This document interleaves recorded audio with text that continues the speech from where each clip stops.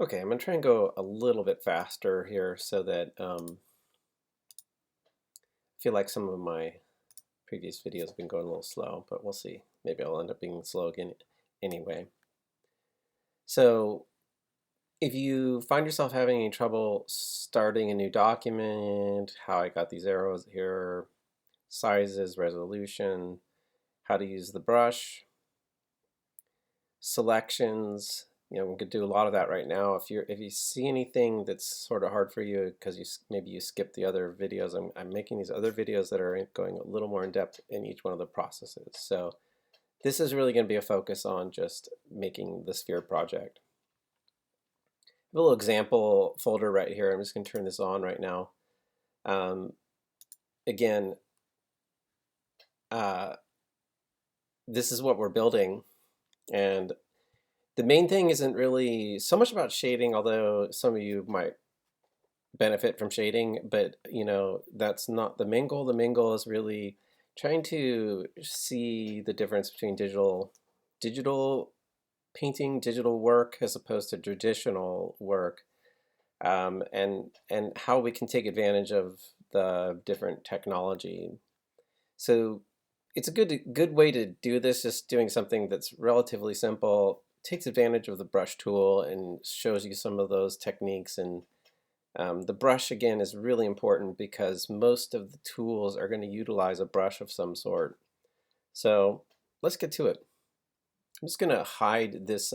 This is actually a folder, and I'm not going to talk too much about that. But try not to get thrown off by that folder. I just wanted to have that available as an example as we work. So the way I left you off in the last videos was something like this. It just had the sun sitting there as a layer, and I'm going to keep that layer there, but first what I'm going to do is I'm going to make another layer, and I'm going to click on that and make a layer. And again, if you're not remembering, there's a video I talked about layers here and at least how to start them. And so that's the new layer, creates a new layer right there. I'm going to rename this and I'll just call this back. And I'm going to say back because I want to sort of keep away from the word background because a lot of layers end up starting that way.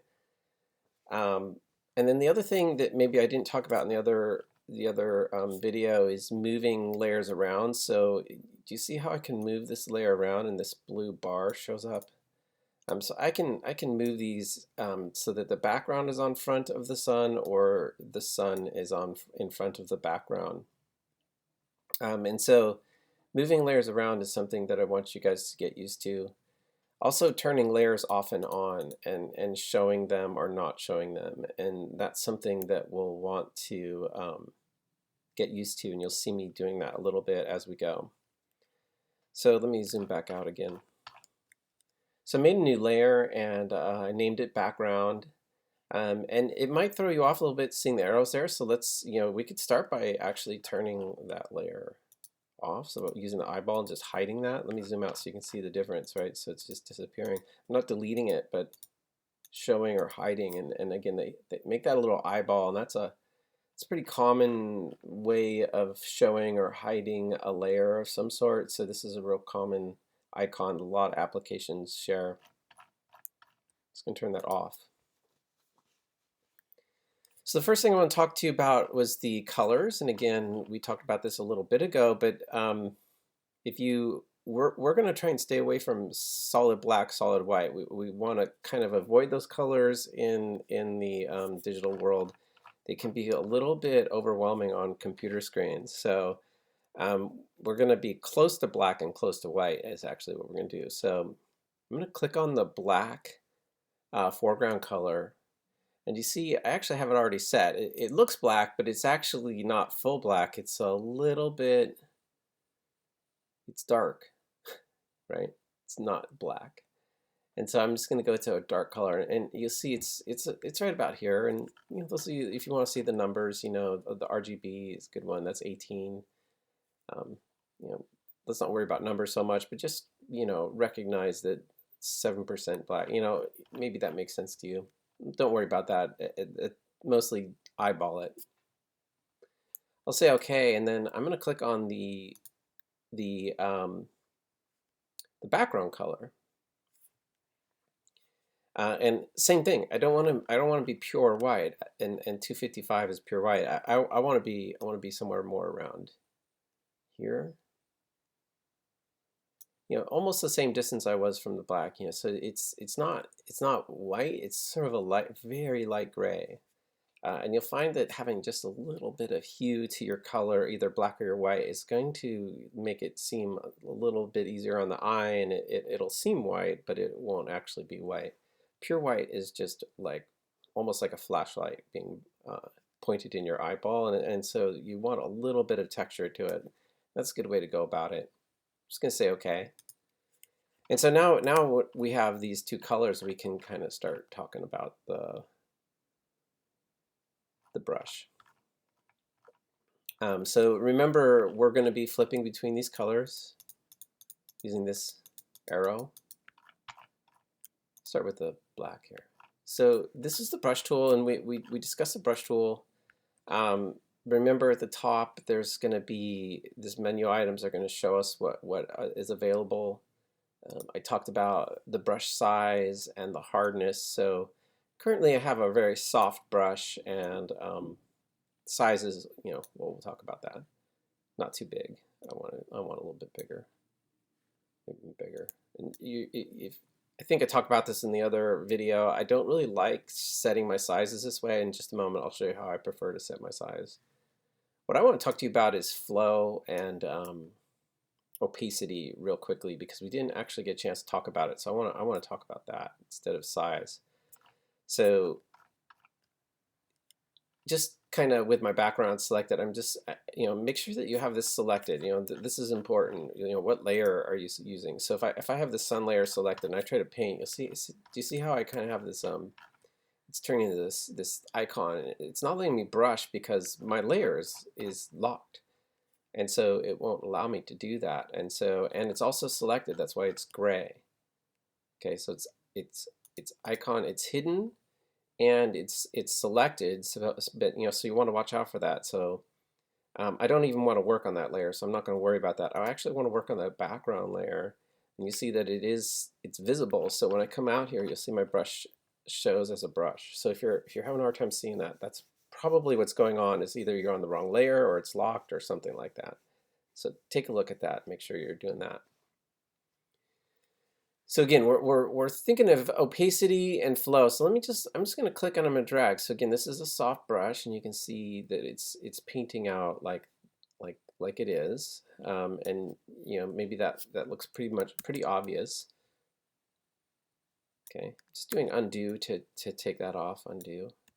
And you'll also start to notice it has these little dots to it, and that's some settings to the brush. And I think we don't need to really worry about the dotting that's happening there, but eventually we'll start to address that issue of why that's happening.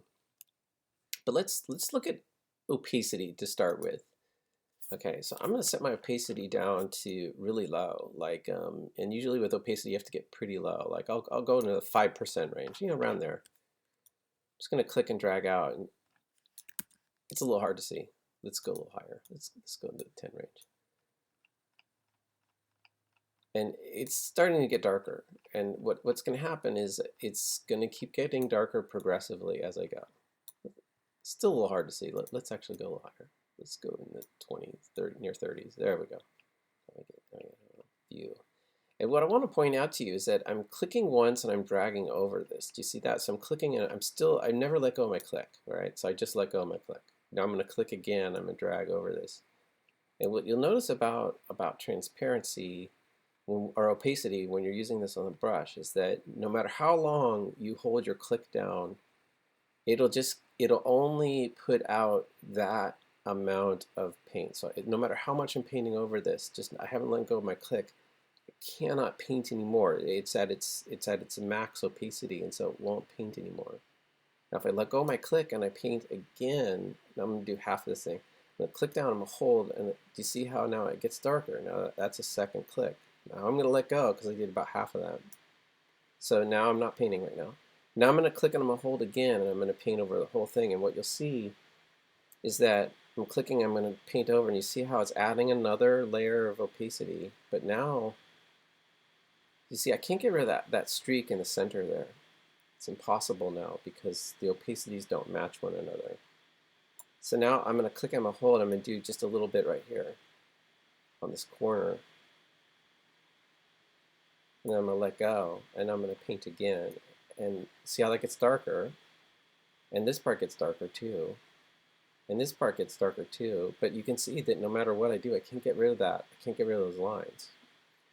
And so opacity, it's a really difficult setting to use for shading for this particular reason. So if I make a little dot here, a little dot here, and then I paint over that, I can't ever get rid of these.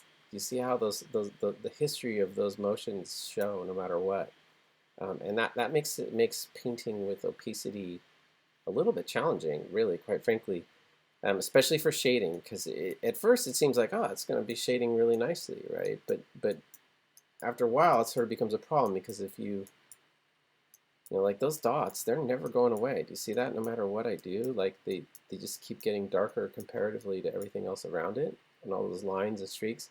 I mean, it's not a bad looking image, but um, it can, in terms of shading, not really work very well. So that's what um, opacity does, and it's useful, but it's not always our best selection for shading. Let me just crank my opacity way back up again. I'm just going to drag that all the way to 100%. I'm going to change my color over to white here. I'll just paint this thing all white again. So just cover that thing up, and just notice that I'm not erasing, I'm not deleting, I'm just repainting. And that's one thing I want you to sort of get used to is instead of erasing or undoing, we're just going to kind of go back and forth between black and white for a little bit. So let's take a look at flow.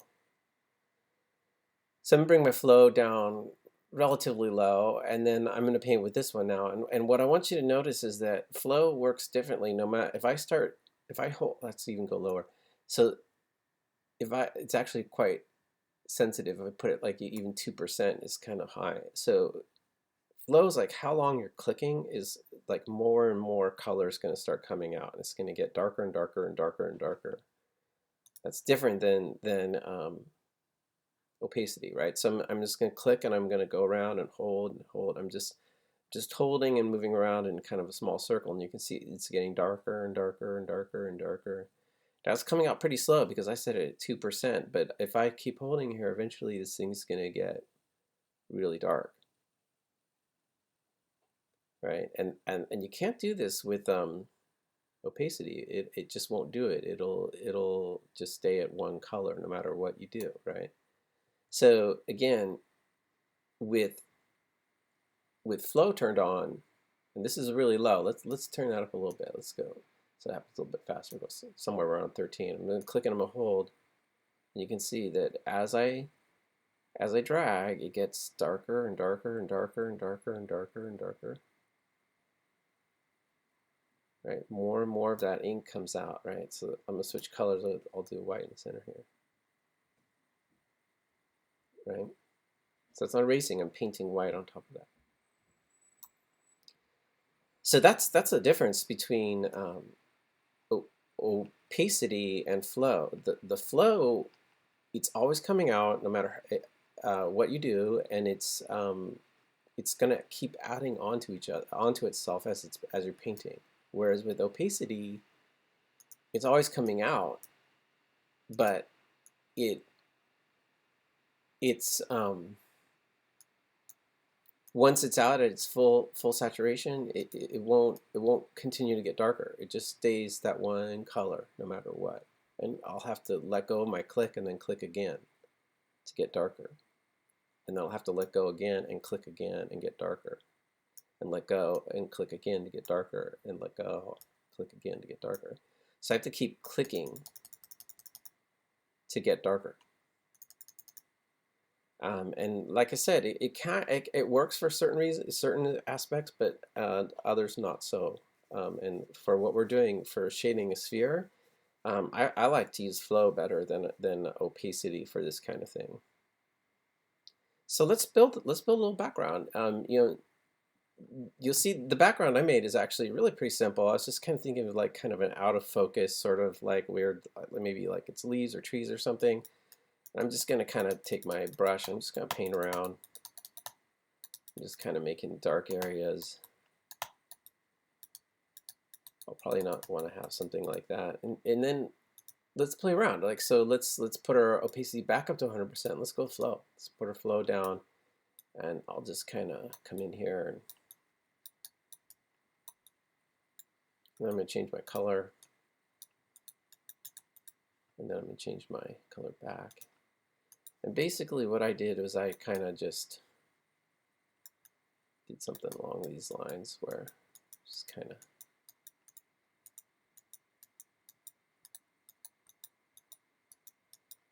did something like this. I'm just kind of basically trying to make kind of a random dotted out kind of thing. You could think maybe, okay, maybe the bottom I'd want it be, here's where opacity works really well, right? Because remember, opacity, if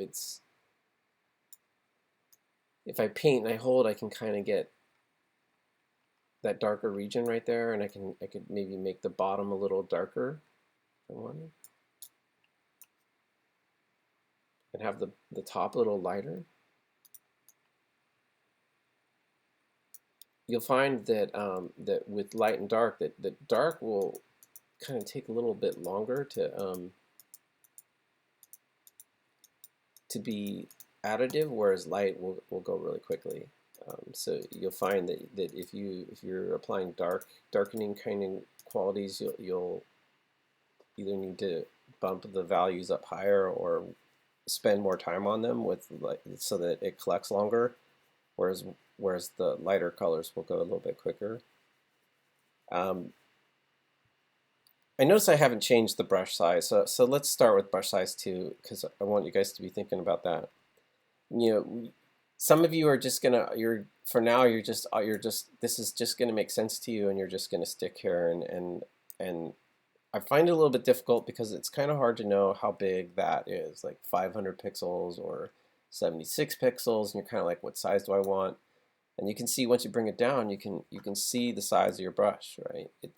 And then you see it, and then you're like, oh, okay, well that was too small, and make it bigger. And you don't like that, so then you make it that's too big, and then and you're kind of going back and forth like now it's too small. It's a little hard because you don't have a visual reference of what the size of the brush is by using this tool set over here.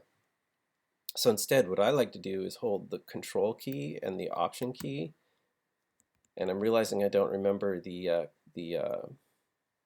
PC equivalent there, so you may have to look that up online, and I apologize, I don't have Photoshop on my PC right now. But I will try to find that out, or maybe someone can let us know. But I'm going to hold Control and Option at the same time, and I'm going to left click and drag. And what you see is I can change the size of my brush this way. I can also change the softness of my brush. And you see that it's kind of like a light ruby red color, and that's showing me the opacity. And you can actually see let me zoom in a little bit. You can see the opacity is showing at 23%. Now I don't know of a way to approach the opacity from this dialog box, but I can do my diameter, and I can also do my my hardness, right? So I can either make it a large brush, and I can change my hardness, or make it super hard or super soft. So up and down is soft, side to side is size. This is super useful, and I do this all the time. I do not use any other kind of sorry, I'm zooming all over. I do not use any other kind of brush. There's other ways to do it. You can do it with brackets, for instance. You can change brush size this way. Some people do that. Some people just are constantly using this. I find that a little bit difficult to work with. If you right click, you can open the window and show it this way. So some people find that, and that's their way of doing it. And here's hardness and softness, and I can control that this way, but again, I have to keep moving my mouse up to see And again, I find that a little bit annoying. So I prefer holding the Control Option key and dragging back and forth. And just notice when I put my opacity all the way up to 100%, just notice that now the red color is really bright. And so that's opacity of 100%, and so it shows itself really bright. And that's why if it's kind of hard to see, you might want to just change your opacity for a little while and just um, try it so it's really bright so you can get a sense of how this is working a little bit better. So I'm going to make this a little bit bigger now, and again, I'm going to keep it really soft. So the hardness is at 0. Looks like I'm somewhere around 760 odd pixels. I mean, really, actually, I'm pretty happy with that, but I can bring the opacity down a little bit more again and just kind of brush over that and play with it a little bit. And that looks fine. I just want something sort of out of focus, and that's going to work perfect for me.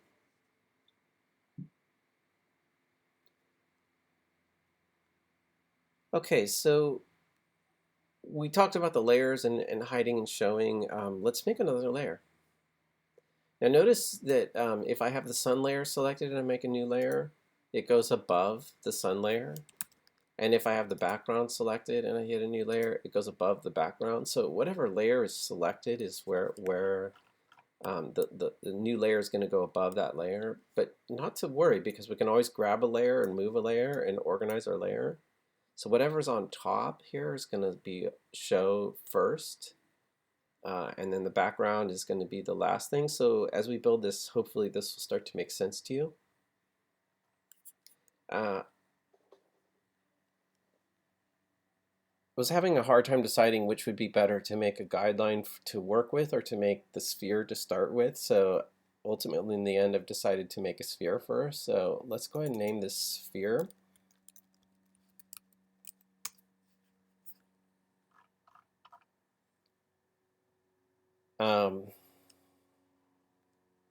And then we'll make one more. And this one we're going to call table.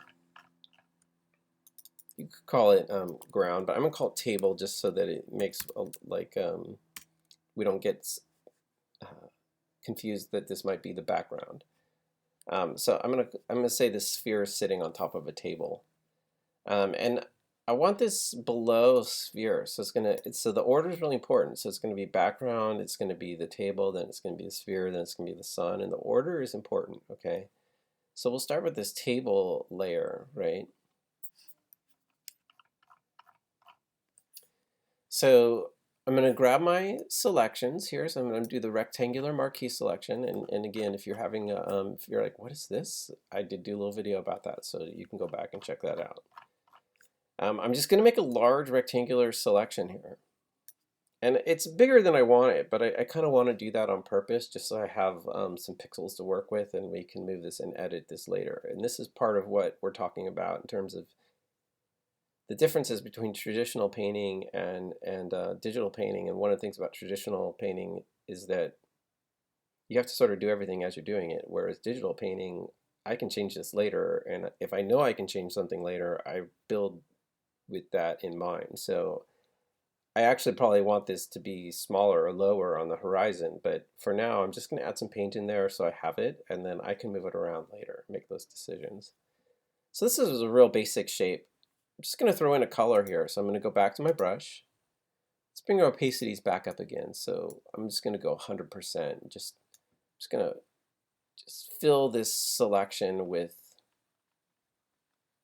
this lighter color, and just make sure that when you're doing this that you're being careful that you're putting this on the table layer. Okay, you can kind of see the paint on the table layer. So if you made that mistake, you can undo that. If you're finding yourself having a hard time with undo, there's this little tab at the top, and in actuality, Photoshop doesn't really actually use undo. What they are actually using is history, and you can see that this is the history of everything I've done so far. So if I wanted to go back, I can actually click to see how it's changing. All these brushes there's so much brush work there. And there's an end to that, as you can see. Like it eventually will fill up this history, and you'll run out of history choices. But for the most part, you can kind of go back. And notice that if I click back on the very last one, which is the brush tool, it just goes back to the very last thing, and everything's the same. But all those layer order changes and things like that, names, they're all in the history. And so this is a good way to change or undo. And that's unique to this software. A lot of software doesn't use, they don't use this kind of historical method. So again, that's right here, this little button. It looks like an arrow with these little boxes, and if you hold over it, it'll say history. And you should see that by default. If you're not seeing it, it's actually in the windows. You can see it over here as well. History, you could reveal it by clicking on this right here.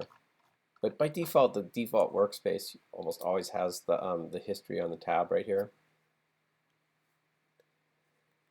Sorry, that was a little segue onto that, but it's good to remember that, I always forget to mention that little thing there, and that throws people off.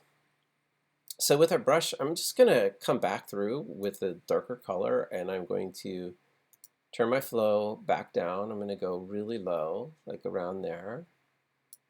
And I'm just going to kind of, I don't want it to be too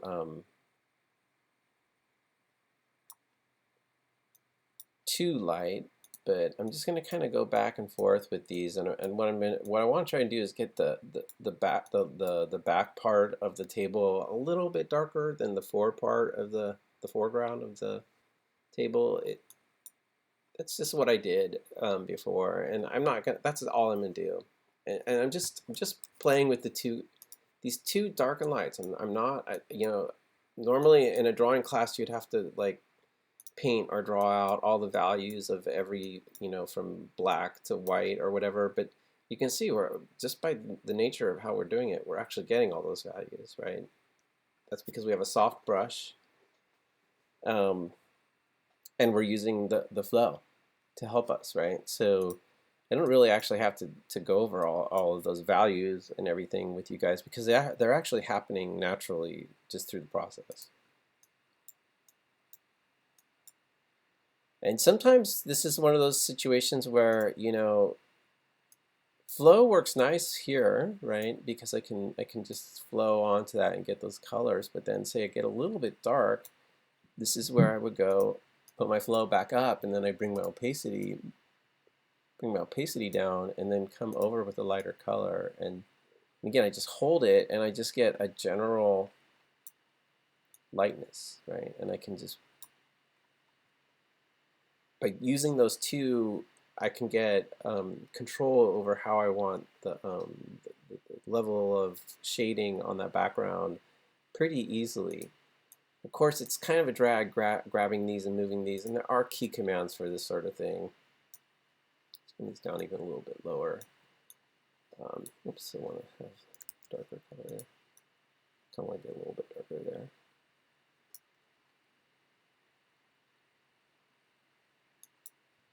That's perfect. That's fine. So that's the table. Pretty simple. Remember with us, when we have a marquee selection, that allows us to fill in that area only. So notice it's only been painting out this one area. Could have literally actually just painted the whole image and then moved it around, translated it. And again, that's later, and we talked about it in the previous videos. So if you're having trouble with that, look at that video. But I'm going to deselect this now. And so now we have a table layer. So we'll deal with arranging later, but let's just leave it where it is for now, and then let's talk about the sphere. So the sphere, we're going to approach basically the same way we just did the table, except for, and this will be new for you, instead of using the rectangular marquee selection tool, I'm going to use the elliptical marquee selection tool. So same idea entirely, right? But this one's elliptical. So if you click and you drag, you'll see that you get an ellipse. Now, I've noticed on some of the computers at school, when I just click and I drag, I actually get a constrained circle, and it won't do an elliptical shape like this. It acts like this, where it just stays circular no matter what. Um, I'm not sure why that setting is like that at school, but here at home, when I'm using my elliptical tool, I click and I drag, and it makes an ellipse. Um, but if you are getting an ellipse like this, and what you want to do is use your Shift key. It's Shift key on your keyboard, and I'm going to press down on that Shift key, and what you're going to see is that the circle, or the ellipse, becomes a perfect circle. Now again, because of the nature of digital painting, I don't have to worry about what size I make this necessarily. We can change the size after we're done. So I'm not going to get too caught up in the size, but I don't want it too small and I don't want it too big. You know, somewhere roughly around there. I mean, there's an inch number right there. I'm not going to really point it out even, or call out the number, but I do want you to see that, that's all relative depending on what it is you're actually working on, and if you have your ruler set to inches or whatever. It's not about that. It's about just, that looks good. That's a good size. I'm going to stop there. Again, with selection tools, once you make a selection, you can actually move the selection around, and that's something to remember. And there's ways to do more with selections, and hopefully you guys will start to feel more comfortable with them as we get through the class. But selections are really useful because, as you can see, I can affect only within the selection. So I use that to my advantage with the background, and I'm going to use it to my advantage while I'm making the sphere. Okay. And when you start looking at the videos later on where we're doing matte painting, you'll see a lot of painters utilize selections to help them control where pixels are painted. Okay, it's a really great way of working. You could think of it almost like masking tape, and we'll talk more about that later. So with this sphere selected, I'm just going to paint it out. I'm just going to put some color into it. I'm just going to use this lighter color. I'm going to get my brush. Just going to paint in there. Let's get, oh, it doesn't matter. Let's just keep the flow where it is. It's fine. We'll just paint in there. And I'm just going to paint until that thing gets solid. I want that thing solid. In fact, actually, let's just crank this thing up. Let's make sure that thing is painted in solid, good and solid. And I want this good and solid because I'm actually going to get rid of the selection, but I'm going to take advantage of something that layers do for us, and that's some of these locked items right here, and specifically I'm interested in this one. This locks transparent pixels, and so what this means is I'll only be able to paint where the sphere is because these are pixels and everything else around it is transparent. And again, that was something that we talked about at the very beginning about background layers. They aren't transparent. Transparent layers is really really powerful aspect of Photoshop. It's a nuance that seems not that big a deal, but it really is helpful for all the different types of techniques and technology that goes into the software. Just going to click that.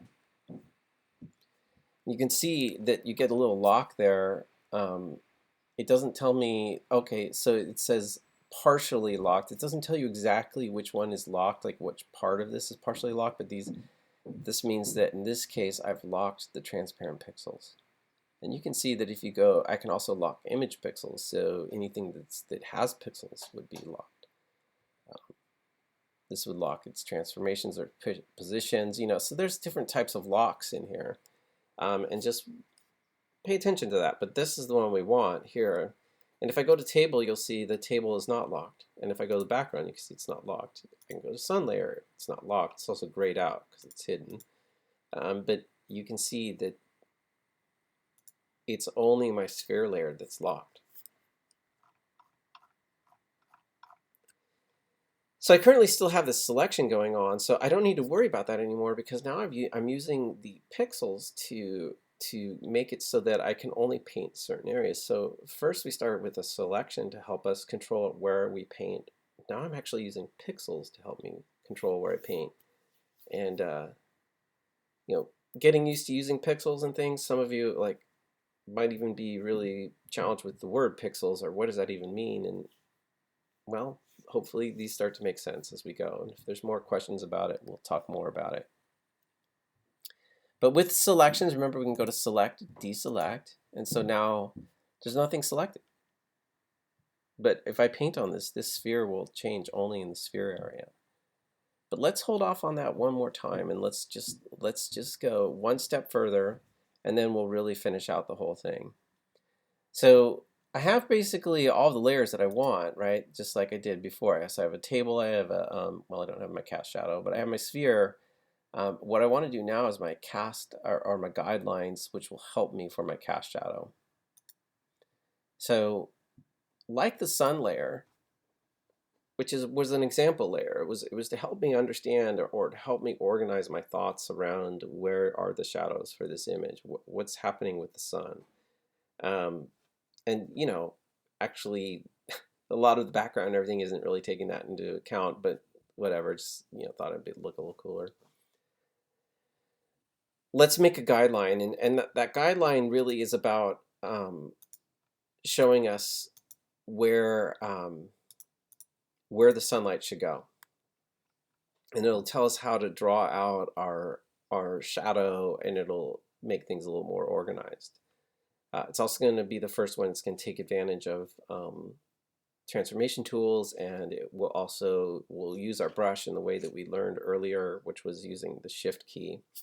So notice how the shift key really comes into play here. So getting used to these key commands is going to take time for you, but it's really important that you start trying to get your hand onto your keyboard and using these key commands. It's really kind of critical. And I know there's some students that resist this kind of thing, but it's really important that you start trying to just say, all right, write it down if you need to so you can remember, but you do want to try to really make it so that you can use your key commands. It's really important.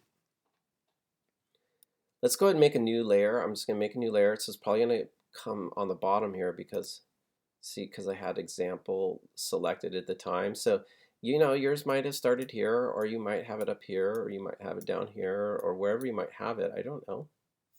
Let's not worry about that. We'll just move it where it needs to go, okay?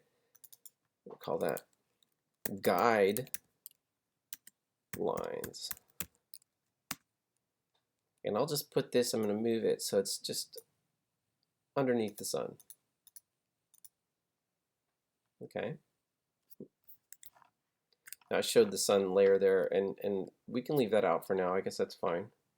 So again, one of the things that a lot of you are going to have a hard time doing is as you're painting and making layers, you're going to have a hard time keeping track of which layer you're on and what you're painting on, and you might actually put these lines on the sunlight.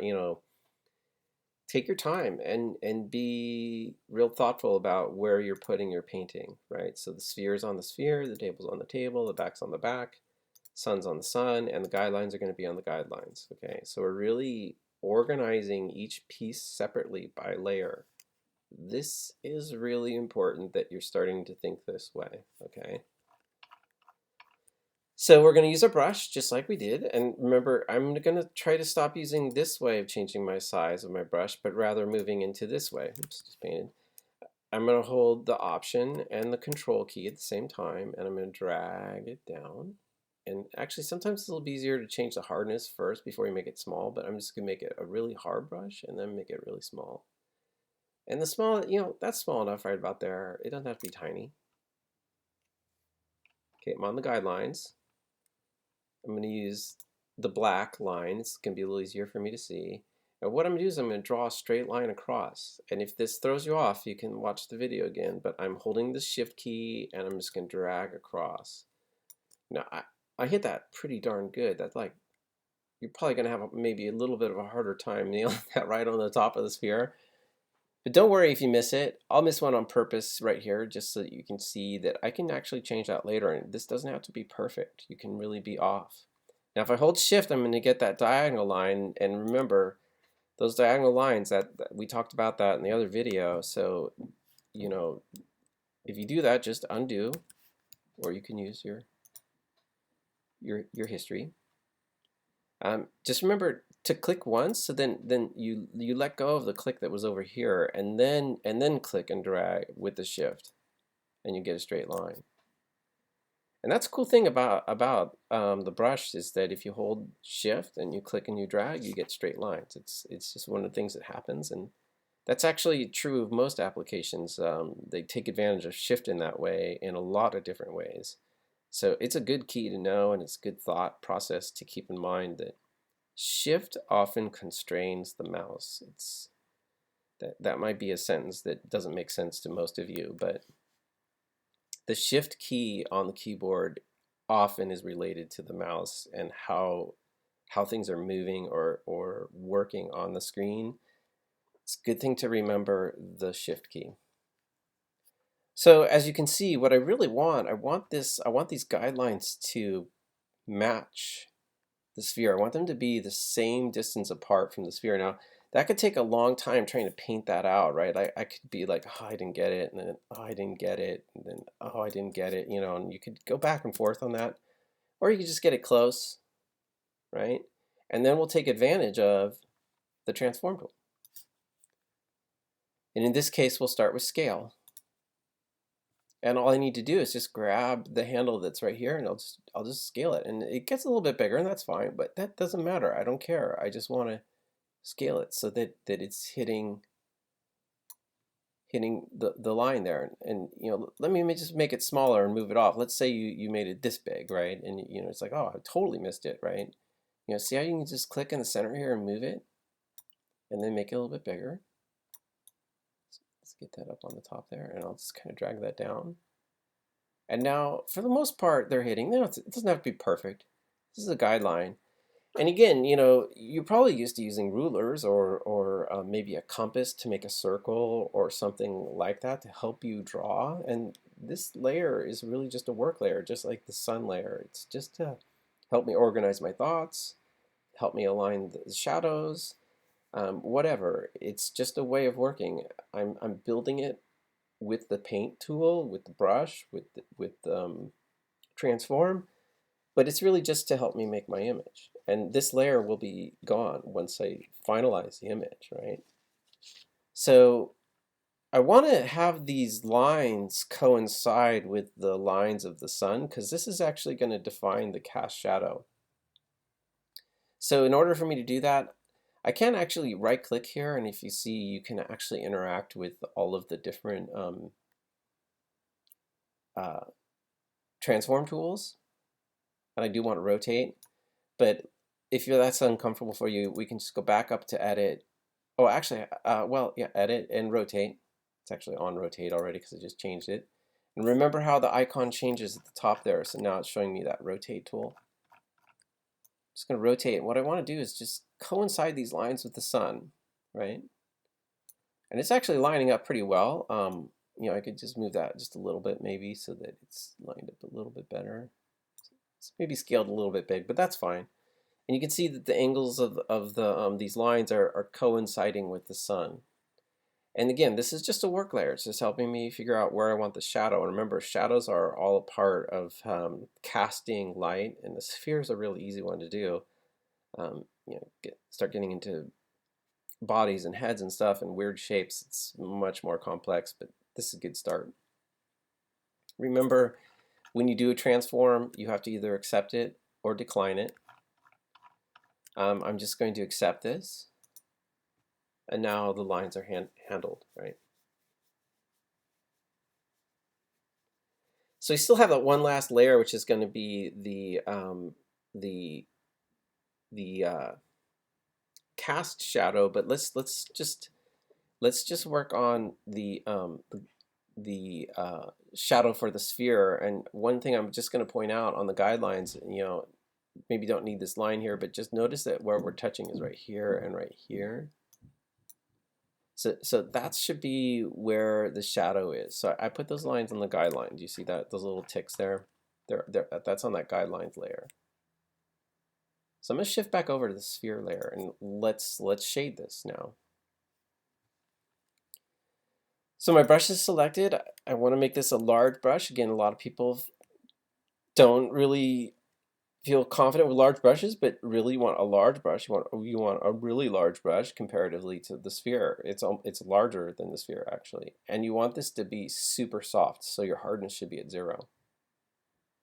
Okay, so all this time I've been really working with pretty large brushes, if you notice. The only time I'm using really tiny brushes are for these little lines, right? So remember, we can switch between our colors. I'm going to bring my flow way down, somewhere around in here. I'm using the dark color. And what I want to do is I'm just going to paint on the bottom here, and this is where my shadow is going to be. And don't get too tight about it, just go for it. And do you see how I'm kind of aiming towards those two ticks, and where these two lines are is where that's the equator of the sphere, right? That's the line where the cast shadow starts to begin. And there's a real good proper fall off here, and that fall off again is coming from the soft brush. So taking advantage of the brush and using the brush to help me. Okay, so that looks pretty good, just like that, right? Now you can play with them. This is kind of a two-dimensional light source. It's like coming straight down from the side. I mean, you can play around with this and maybe take your dark and kind of darken it a little bit over here. And then you can come back into your light and you can lighten this up. And you can leave just a haze of darkness on the back there, and you can kind of pull the light a little bit forward or back depending on where you want that. And just switching back and forth is kind of playing with these and just working it.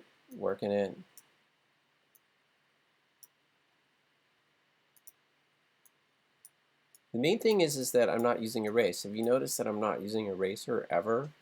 And we don't typically use erasers. They're actually destructive tools. They delete pixels, right? So we don't want to do that. Now, another thing that you're noticing is that this isn't happening, right? So when I'm painting, you'll notice that it's only painting on the sphere, right? Do you guys see that? That's really important. I didn't even remember to point out that again. But remember, we locked the transparent pixels. If we don't have this locked, this is going to happen, right? It's going to paint everywhere. Because I don't have the lock on. I didn't lock transparent pixels, right? So if I lock these transparent pixels, that's why I'm getting this effect, right? It's I can't paint anywhere there isn't already a pixel. The pixel is only on the sphere. We paint in that sphere with pixels, and I'm taking advantage of the fact that Photoshop can see the pixels, so it will only affect where there are pixels. So my paint's only falling on this sphere. And it's really pretty awesome because you can see I'm painting way outside of the sphere, and I'm taking advantage of the softness of the brush to help me, right? It's pretty great that way. So that's good enough on the sphere. Let's make one more layer. We'll name this Cast Shadow.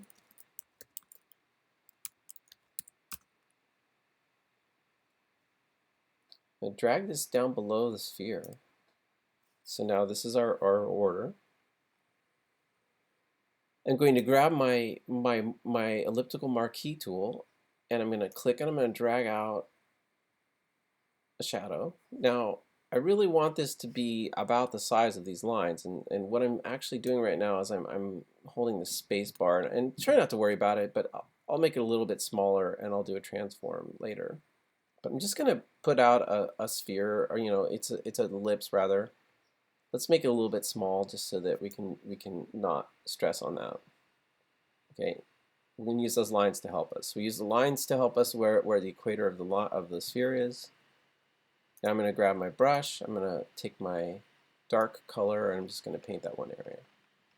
Make it nice and dark. Now sometimes, it actually kind of, you might blush that a little bit with a little bit of light, just to have it show that it's not quite as intense on there, or it's up to you. You can choose visually what works for you. I'm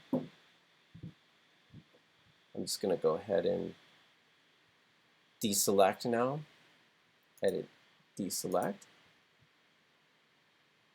And so now you can see it's actually technically not correct because there's a gap between these. So let's go ahead and go to Edit, Transform. And I guess the point I'm trying to make here is that Sometimes people get a little overly concerned about getting things perfect, but really you can just come back later and get them to fit. So I'm just getting those just to hit, and that should be the perfect cast shadow right there. I'll accept that transform. It looks really good. I'm going to hide my guidelines and my sun layer because these were work layers. I'll grab my table layer. Remember, when we're transforming, we don't actually have a move. This is the move tool. It's an actual tool up here. So I can move that table down now. Like, let's put it about maybe here. Not happy with it straight. I was kind of playing around with a little bit of rotate on this. Just a slight amount, just so it's not, so you're kind of angled on it maybe. Last thing was just working with the blur tool. So here's the blur tool, and I talk about a little bit, but here we go. So we're going to mimic a little bit the idea of a lens. So I have my table selected right now. You'll want to take a look at your settings. Most likely, it's probably, I think by default, the strength up here is set to 50.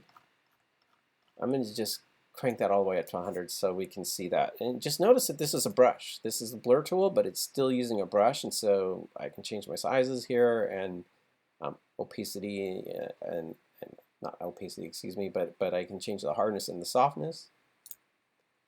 So I'm just going to just drag over this this back line here, just painting over it, and it looks like I'm going on my sphere, but just notice my sphere isn't part of this layer. I'm on my table layer, so only the table's going to blur. Okay, looks good. Let's do the same thing with cast shadow. I'm going to select my cast shadow, and I'm just going to blur out the edge here. Just a little bit, maybe a little underneath the sphere too. Definitely want to focus back on this side of it a little bit more, and then I don't want it to be like super hard edge, and I think it sort of helps the look. Looks pretty great. So at this point now, just a little more advanced, I could go back to my sphere layer. I can go to my brush tool, and one of the things that you might want to consider is, let me change that size a little bit. Let's bring my flow down even more. Oftentimes what you'll see is that the light will reflect off the bottom here, so you can do like, let's make that brush a little bit smaller. Maybe just like a little bit of a kiss there. I don't like that. That's even still too much. I'm gonna bring my flow down to 1%.